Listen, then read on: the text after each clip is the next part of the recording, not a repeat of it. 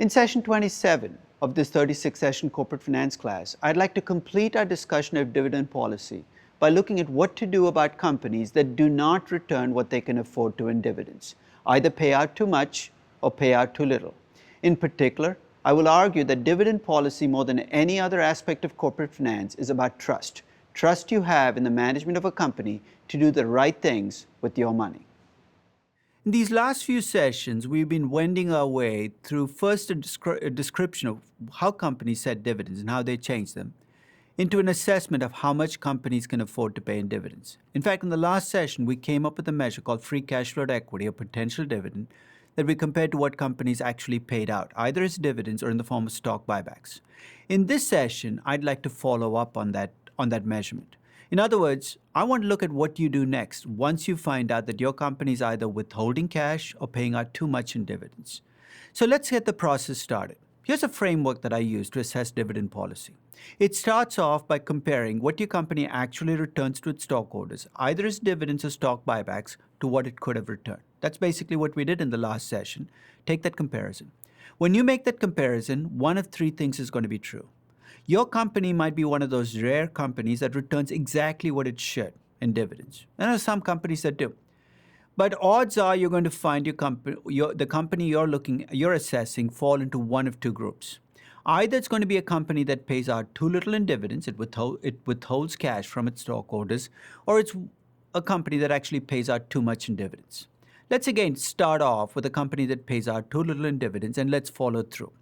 Let's say that you're a stockholder in a company, it pays out too little in dividends, and it's building up cash. As I said, this is all about trust. The question you need to ask then is, do I trust the managers of this company with my cash? And remember again, asking managers whether you can trust them is kind of pointless because, of course, they're going to say you can trust us. So look at their history. If this is a company with a good history in what sense? It has picked good projects in the past. Remember, we looked at return on capital versus cost of capital to measure that. And it's delivered good stock returns in the past, and we used Jensen's Alpha to measure that. If you're a company that has picked good projects and delivered good stock price performance, then I'm going to argue that you're a company that's more likely to be trusted. And if you're trusted, you're probably going to be allowed to keep your existing dividend policy, accumulate cash, and get away with it. If, on the other hand, I look at your track record and I decide I don't trust you, either because you pick bad projects or my stock hasn't done well, then I think the follow-up there is for me to put pressure on you to give the cash back to me. That doesn't make me a greedy investor. It makes me a realistic investor. So if you're building up cash, whether I trust you with the cash will determine whether I let you hold on to the cash or whether I'm going to ask for that cash back. Now let's take the other route. Let's assume you're one of those rarer companies that pays out more than it can afford to in dividends. Here again, I'm going to ask you whether you have good investment opportunities or projects on the line. And here's the reason I care. If you're paying out too much in dividends, you might be doing double damage to yourself. In addition to digging a cash hole for yourself, you might now find yourself rejecting some of those good investments you have in the roster. That reduces your value as a company. So if you're a company with good projects returning too much cash, then I'm going to ask you to hold back some of that cash. I'm going to say, don't pay me as much as you do in dividends. Don't buy back this much stock. Put the money back into the business. If conversely you're a company with bad projects, then I'm facing a serious problem because I'm afraid of what you will do if I ask you to cut dividends. Because even though you're paying out too much in dividends, my concern is if I ask you to cut dividends, that you might take that cash and take more bad projects. I'm going to argue that your dividend problem here stems from the fact that you're making bad investments. And maybe if you fix your investment problem, take fewer bad projects, your dividend problem might go away. Why? Because if you take fewer bad projects, you'll have more cash flow available to pay dividends, in which case you might not have a dividend problem in the first place. So what I do for you as a company will depend first on whether you pay out too much or too little, and second on what kind of investment opportunities you have. I like to think of this in terms of a matrix. On one axis, I'm going to look at whether your company returns more than it can afford to in dividends by comparing the dividends to the free cash flow equity. So let's call it the cash deficit companies, or the companies that return less than they can afford to, which would be the cash surplus companies. And on the other axis, I'm going to look at the quality of your projects, measured whatever way you want to, by comparing the return on equity or the return on capital to the cost of capital. So essentially, I'm going to divide the world up into good projects and bad projects. How I treat you as a company will depend on which quadrant you fall into. So let's take the most favorable quadrant. You're a company that builds up a cash surplus because you return less than you can afford to, and you have good projects. I'm going to give you maximum flexibility when it comes to dividend policy. As a stockholder, I'm okay with you accumulating my cash. If, on the other hand, you're a company that accumulates cash, you have a cash surplus, but you're taking bad projects, you have a history of taking bad projects, you're exactly the kind of company I want to put pressure on to return more cash to stockholders because I don't trust you with the cash. If you have a cash deficit and you have good projects, as I said, you have an investment problem, I'd much rather you fix the investment problem first before you come to me and say you want to fix on the dividend problem. And finally, if you have a cash deficit and you have good projects, I'd like you to cut your dividend payout or buy back less stock and redirect that cash towards your investments. So a good place to start assessing your companies to see which quadrant it falls into. So let me take the companies I have in my sample and take them through these quadrants. Let me take Disney in 2003, for instance. In 2003, here's what Disney looked like. It had a free cash flow to equity over the prior 10 years of about $969 million a year, and it returned about $639 million each year. So it was holding back cash. It had built up a cash balance of about $3.3 billion plus, maybe even $4 billion in 2003. Now let me flesh out the rest of the details.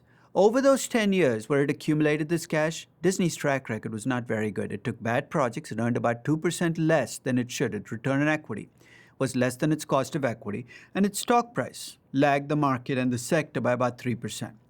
So this is a company that's accumulating cash. It's had a pretty bad decade in terms of history, right? Let's assume you're a stockholder in the company, and I get up there as the CEO of Disney and say, trust me with your cash.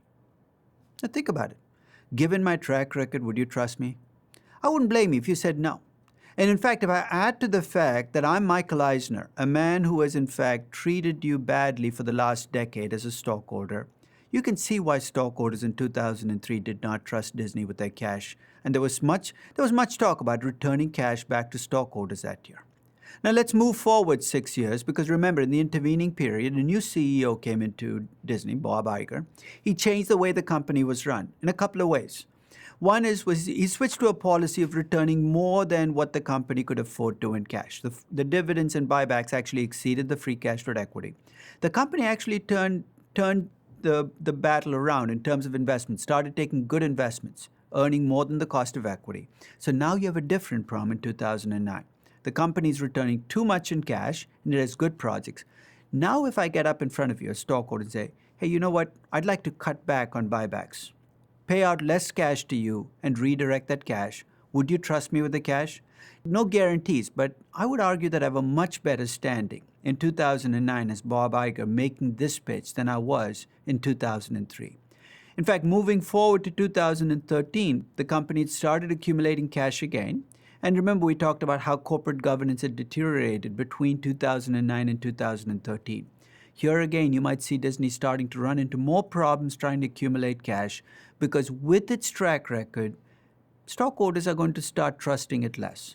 So what I'm arguing for is that companies earn the right to accumulate cash. They don't preserve that right because you got to go back to earning the right. In fact, the way I describe it is every time you have a good year as a company, it's like making a deposit into a bank. Every time you have a bad year, it's a withdrawal.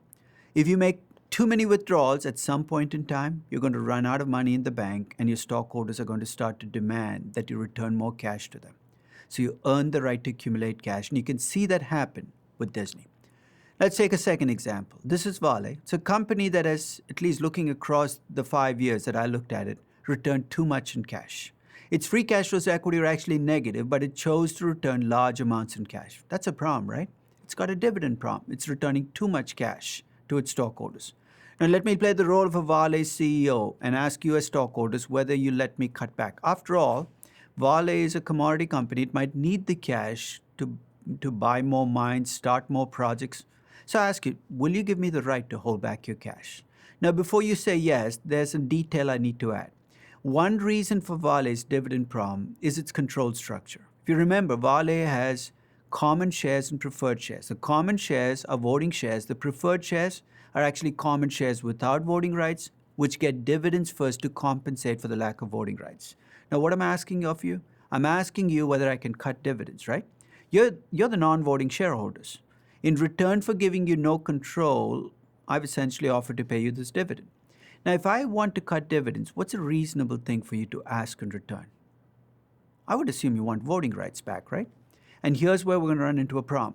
Most Asian and Latin American companies value control so much that they're willing to dig themselves into a dividend hole to preserve control. So if it becomes a choice between paying a reasonable dividend and giving up control, many of them will actually argue that they will keep control and pay an unreasonable dividend. So this is a factor to keep in mind, is corporate governance and control can affect your dividend policy sometimes in really bad ways.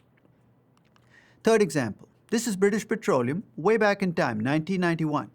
I looked at how much they could have afforded to pay in dividends between 1982 and 91, and it's not a bad number. It's $571 million. That's their free cash flow to equity. How much can a company with $571 million in free cash flow to equity pay out? Well, the answer is pretty simple, $571 million, right? They managed to return about $1.5 billion in dividends every year for an entire decade. That's a problem as well. You're returning almost $1 billion more in dividends than you can afford to each year. How did they come up with the cash? There was one year, 1987, they actually made an initial public offering, raised equity to pay a dividend. In every other year, British Petroleum went to a bank and borrowed the money to pay this additional dividend. So every year you're borrowing $1 billion not to take projects, but to pay a dividend you can't afford to. Big problem, right? It's a problem that's been going on for a decade. You'd think somebody would have done something about it. Why didn't they? There's an old saying in dividend policy, you get the stockholders you deserve. And while BP was paying these very large dividends, it accumulated people who liked very large dividends. In fact, I'm going to call them dividend addicts. And I use that word for a reason.